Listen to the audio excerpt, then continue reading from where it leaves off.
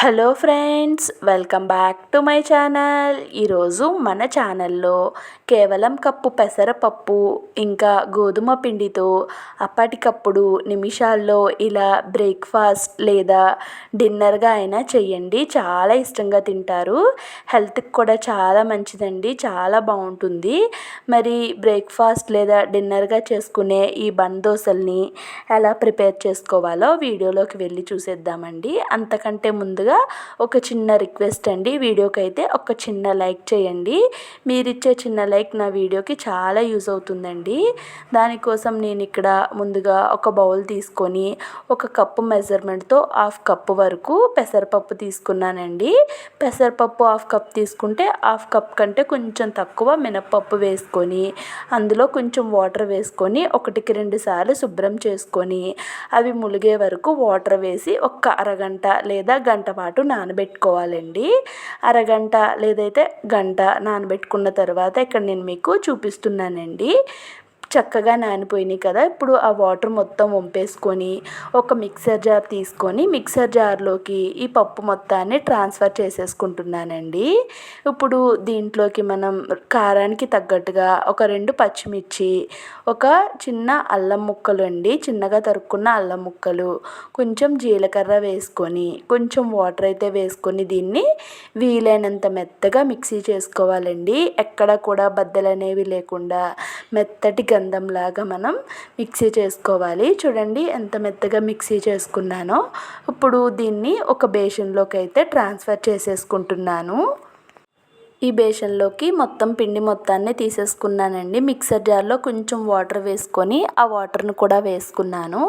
మనం ఇప్పుడు ఏ కప్తో అయితే పెసరపప్పు తీసుకున్నామో సేమ్ అదే కప్తో పెసరపప్పు ఎంత క్వాంటిటీలో తీసుకున్నామో అంతే క్వాంటిటీలో గోధుమ పిండిని వేసుకోవాలండి. వేసుకొని ఇప్పుడు ఈ గోధుమ పిండి, ఈ పెసరపిండి ఇవి మొత్తం కలిసేలాగా కలిపేసుకోవాలి. చూడండి మొత్తం కలిసిపోయింది కదా. ఇప్పుడు దీంట్లోకి మనం చిన్నగా కట్ చేసుకున్న ఒక పెద్ద సైజు ఉల్లిపాయని వేసుకున్నానండి.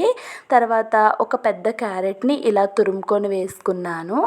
తర్వాత దీంట్లోకి ఫ్రెష్ది కొత్తిమీర కూడా వేసుకున్నానండి. వేసుకొని ఇవన్నీ కలిసేలాగా కలుపుకుంటున్నాను. ఇప్పుడు దీంట్లో రుచికి తగ్గట్టుగా సాల్ట్ కూడా వేసుకోవాలి. సాల్ట్ వేసిన తర్వాత మొత్తం ఇవన్నీ కలిసేలాగా ఒకసారి కలిపేసుకుంటున్నానండి. చూడండి మొత్తం అయితే ఈవెన్గా కలిసిపోయినాయి కదా.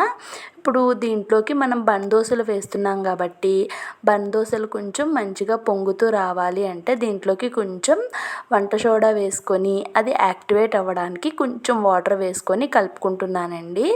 ఒకవేళ మీకు వంట సోడా ఇష్టం లేదు అనుకుంటే స్కిప్ చేసుకోవచ్చండి. అప్పుడు ఈ పిండిని కొంచెం సేపు నానబెట్టుకుంటే సరిపోతుంది. లేదు ఇన్స్టెంట్గా కావాలి అనుకుంటే మీరు వంట సోడానైతే ఖచ్చితంగా వేసుకోవాలండి. వేసుకొని దోశ వేసుకోవడానికి కన్వీనియంట్గా ఉండే ఒక గరిటెనైతే పెట్టుకోవాలి. ఇప్పుడు స్టవ్ వెలిగించి బన్ దోశ వేసుకోవటానికి ఇలాంటి ఒక పోపు వేసుకునే ప్యాన్ ఉంటుంది కదండి, దాన్ని అయితే పెట్టుకున్నాను. దాంట్లోకి కొంచెం అయితే ఆయిల్ వేసుకున్నానండి. ఆయిల్ హీట్ అయిన తర్వాత కొంచెం నువ్వులు వేసుకున్నాను. మీరు దీంట్లో కరోంజీ స్వీట్స్ ఉంటే ఆ సీడ్స్ని కూడా వేసుకోండి, టేస్ట్ అయితే చాలా బాగుంటుంది. నా దగ్గర ఇప్పుడు ఆ సీడ్స్ అనేవి లేవండి, అందుకే వేసుకోలేదు. దీంట్లోకి ఒక గరిట పిండి వేసుకున్నాను. మరీ ఎక్కువ వేసుకుంటే ఇది మనకి కుక్ అయిన తర్వాత పొంగుతూ వస్తుంది కదండి, అందుకోసం మీరు తక్కువ మాత్రమే వేసుకోవాలి. సిమ్ ఫ్లేమ్లో పెట్టుకొని మూత పెట్టి కుక్ చేసుకోవాలి. తర్వాత ఒక సైడ్ మంచి గోల్డెన్ కలర్ వచ్చిన తర్వాత ఇంకొక సైడ్కి అయితే దీన్ని టర్న్ చేసేసుకోవాలండి. ఇంకొక సైడ్ కూడా మంచిగా ఫ్రై అయిన తర్వాత దీన్ని ఒక ప్లేట్లోకి అయితే తీసేసుకుంటున్నాను. ఒకవేళ మీ దగ్గర ఇలా ఫ్రై ప్యాన్ లేనట్టయితే లోతుగా ఉన్న ప్యాన్ ఉంటుంది కదండి, దాంట్లో అయినా చేసుకోవచ్చు. ఇక్కడ ఇదే ప్రాసెస్లో మిగతా వాటిని కూడా బన్ దోశల్లాగా అయితే వేసేసుకుంటున్నాను. వేసేసుకొని వాటిని ప్లేట్లోకి తీసుకున్నానండి. చాలా ఈజీగా పెసరపప్పు ఇంకా గోధుమ పిండితో అప్పటికప్పుడు చేసేసుకోవచ్చండి. ఈ బ్రేక్ఫాస్ట్ లేదా డిన్నర్ రెసిపీ మీకు ఎలా అనిపించిందో ఖచ్చితంగా కామెంట్స్లో షేర్ చేసుకోండి. అండ్ అలానే ఈ వీడియో నచ్చితే మీ ఫ్రెండ్స్ అండ్ ఫ్యామిలీస్కి షేర్ చేయండి.